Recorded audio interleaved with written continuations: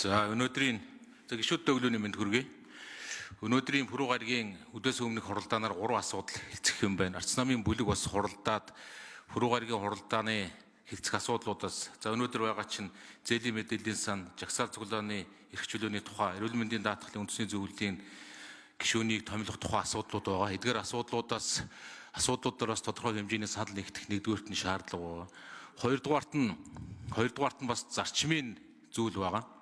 Энэ нь өөрөө ер нь Монгол улсын эрх барих, төрийн эрх барих дээд байгууллага, улсын их хурлын чадамжийн тухай, улсын их хурлын зарим гишүүний бүрэн эрх ерөн хүчинтэй байгаа эсэх тухай ийм зарчмын асуудлуудаар бас арц намын бүлгөө удирдлагад завсарлага авахыг даатгасан. Саяны асуудлуудаар бид нар бас завсарлага авч тодорхой хэмжээнд байр суурь нэгтгэх ийм шаардлагууд, хэрэгцээ шаардлагууд байгаа.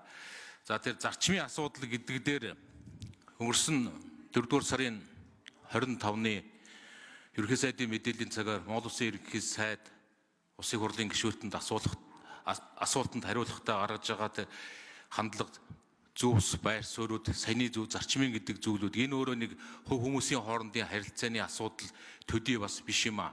Монгол Улсын их хурл үндсэн хуулиар Монгол Улсын төрийн эрх барих дээд байгууллага, Монгол Улсын засгийн газар улсын хурлаас томилогдож, хуулийн хэрэгжилтийг хангаж, хуулийн хэрэгжилтийг улсын их хурлд тайлагнах үүрэгтэй ийм байгууллага.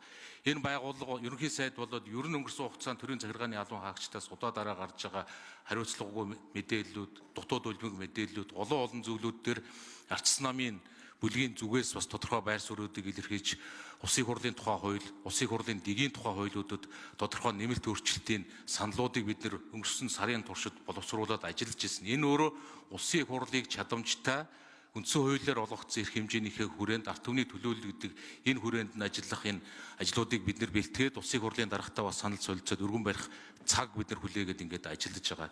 Тэгэд энэ хугацаанд гарч байгаа энэ удаа дараагийн үйлдэлүүд ерөнхий сайдын тодорхой байр суурьуд бол үнэхээр бас энийн дээр арц намын бүлэг хуралдаад энэ бол ёс зүйн асуудал төдий гэхэд хэцүү. Тэгэд улсын хурлын гишүүнээс бас болоод улсын хурлаас тодорхой хэмжээнд уучлал гуйх ёстой гэдэг ийм байр суурийг гаргасан. Ийм учраас бас арц намын бүлгийн зүгээс бас энэ үйлдэлийг бас хийхийг шаардж байгаа. Тэгээ арц намын бүлгийн зүгээс эдгээр асуудал дээр ажлын 3 хоногийн завсарлага өгнө гэж улсын хурлын даргаас хүсэж байна. Өдөөс хойш чуулганы нэгдсэн хуралдаанд байгаа хүний эрх чөлөөний илтгэлийг бас энэ цаг үеийн бас чухал асуудал учраас өдөөс хойш чуулганы нэгдсэн хуралдаанаар хүний эрхийн илтгэлээ сонсоод санал дүгнэлтээ гаргаад явах нь зүйтэй байхаа гэдэг ийм байр суурьтай байгаагаа бас илэрхийлье.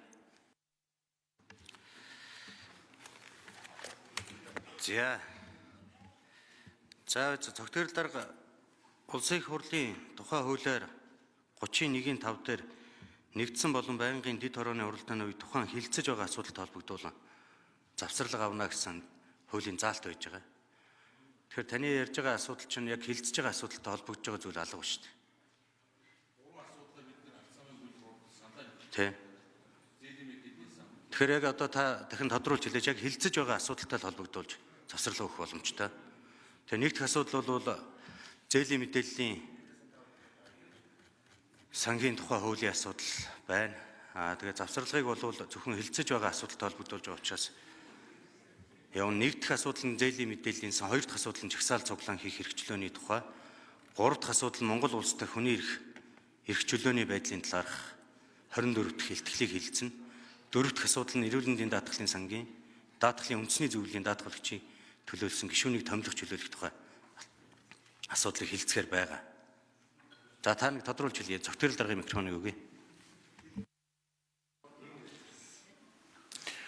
Сая би хэнд нь уулна хэлсэндээ зээлийн мэдээллийн сангийн асуудал, хоёрдугаарт нь жагсаал цуглааны эрх чөлөөний байдлын тухай хуулийн асуудал, гуравдугаарт нь эрүүл мэндийн даатгалын үндэсний зөвлөлийн гишүүнийг томилох гэдэг эдгээр 3 асуудал. Шаардлагатай бол хууль тус бүр дээр нь бас завсарлагыг хэлье. Эдгээр 3 асуудлаар арц намын бүлэг бас байр суурь нэгтгэх шаардлага байгаа. Дөрөвдүгээр асуудал хүний эрх чөлөөний талаар 24-р илтгэлийг өдөөс хойш хуралдаанд байх шиг байсан. Энэ нь бас цаг хугацаанд хэлцэгтэй явах зүйтэй байхаа гэдэг байр суурьтай байна.